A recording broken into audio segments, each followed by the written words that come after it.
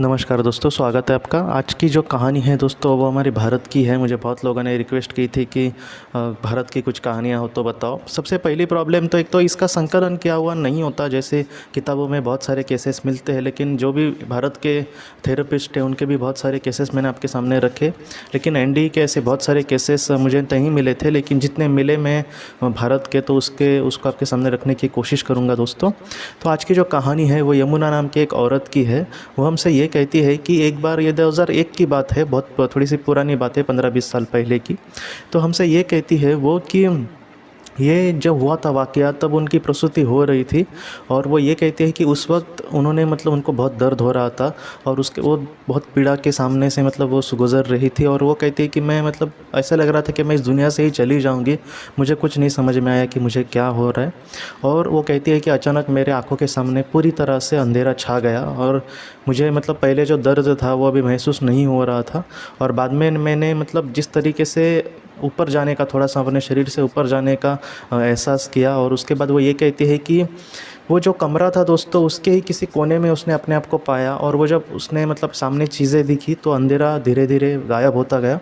और उसके बाद वो हमसे ये कहती है कि बहुत सारी चीज़ों को वो बहुत ही अच्छे से देख सकती थी। और उसने एक बात थोड़ी सी अलग बताई है कि जैसे हमारा शरीर होता है और हमारी आंखें होती है, दुनिया को देखने, हम जिस चीज़ से दुनिया को देखते हैं हमारी आंखों से, तो वो अगर हम बंद करें या फिर आंखों पे ऐसा हाथ रखें तो हमें कुछ भी नहीं दिखाई देगा। लेकिन यमुना जी हमसे ये कहती है कि उस वक्त उनको कुछ ऐसा एहसास हो रहा था कि वो सारी ही शरीर से अपने देख सकती है। ऐसा कोई ऐसा विशिष्ट अवयव नहीं था जिससे वो देख सकती थी। और वो कह रही थी कि सारे, जैसे सूंघने की शक्ति या फिर देखने की शक्ति, ये हमारे अंदर अनलिमिटेड भरी होती है, वैसे वो कुछ एहसास था। और वो सारी चीज़ें बहुत ही अच्छे से समझ पा रही थी। वो कह रही थी कि आज इस कोने से लेकर उस कोने तक अस्पताल के में हर एक इंसान क्या क्या कर रहा है, वो सारी चीज़ें मुझे समझ आ रही थी। और उनके मन के भी कुछ जो अच्छी चीज़ें हैं या फिर बुरी चीज़ें हैं वो भी थोड़ी बहुत उन तक पहुंच रही थी। वो क्या सोच रहे हैं वगैरह सारी चीज़ें तो नहीं, लेकिन वो कह रही थी कि जैसे हम इंसान होते हैं वो उससे बहुत ज़्यादा शक्ति उनमें ज़रूर आ गई थी, ऐसा कुछ लग रहा था। बाद में उन्होंने वैसे ही किसी और को वहाँ पर उस कमरे में देखा तो उसने ये देखा कि वहाँ पर भी एक इंसान ऐसा ही ऊपर ही छत के जहाँ पर समझो जैसे खड़ा है या फिर रुका हुआ है, जैसे उसकी आत्मा, और वो भी दुनिया को देख रहा है, सारी चीज़ों को नए नए तरीके से। तो वैसे ही यमुना जी कहती है कि उन्होंने उसको देखा और बाद में उनको ये पता चला कि ये जो इंसान है उसके उसकी भी हालत ख़राब थी, वो भी ज़्यादा बीमार था और वो आईसीयू में लेटा हुआ था और वो कहीं ना कहीं वो भी अपने शरीर से बाहर आया था। तो ऐसे जो अनुभव है, यमुना जी कह रही थी कि मुझे बहुत अलग लग रहा था इन सारी चीज़ों में कि मैं ऐसे वक्त में क्या करूं। लेकिन वो कह रही थी कि मुझ में ज़रा भी डर नहीं था। और इसके बाद क्या हुआ दोस्तों कि वो थोड़ी देर के बाद अपने शरीर में फिर से लौट आई।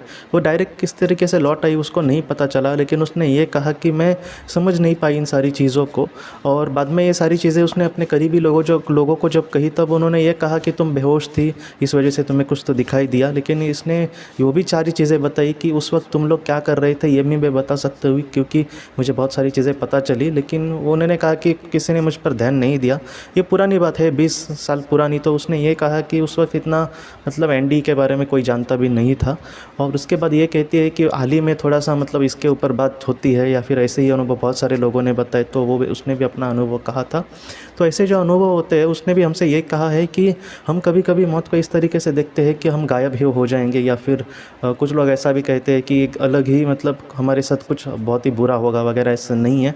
हम यहाँ से कहीं ना कहीं एक आज़ादी की ज़िंदगी जी सकते हैं, लेकिन हमारे कर्म भी उतने अच्छे होने चाहिए।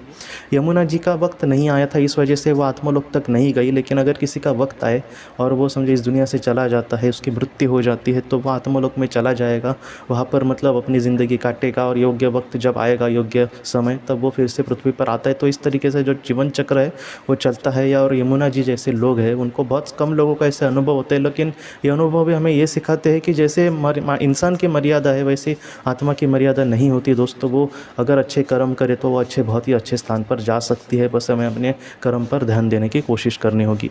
आज के इस भाग को लेकर अगर आपके कोई भी सवाल हो तो आप ज़रूर पूछें, जितना हो सके मैं उसका आपको जवाब देने की कोशिश करूँगा। हम अपनी अगली वीडियो में मिलते हैं। आप अपना, अपने परिवार का ख्याल रखना। आपका बहुत बहुत धन्यवाद। ज़िंदगी की रोशनी ये एक कंसल्टेंसी है जो ऐसे लोगों को मदद करने की कोशिश करती है जिन्होंने किसी अपने को खोया है या फिर जो लोग अपने जीवन में बहुत ही ज़्यादा दुखी है। जो लोग इस संस्था के साथ जुड़ेंगे उन्हें पास्ट लाइफ रिग्रेशन की ऑडियो, ध्यान करने के लिए 5 ऑडियो, 10 ऑडियो बुक्स और उसके साथ साथ PDF किताबें, मतलब ऐसी किताबें जो मोबाइल या फिर लैपटॉप या फिर कंप्यूटर पर आप पढ़ सकते हैं, ऐसी किताबें उन्हें ईमेल पर या फिर व्हाट्सएप पर भेजी जाएंगी। जो लोग इस संस्था के साथ जुड़ना चाहते हैं वो कृपया इस नंबर पर व्हाट्सएप मैसेज करें। आपका बहुत बहुत धन्यवाद।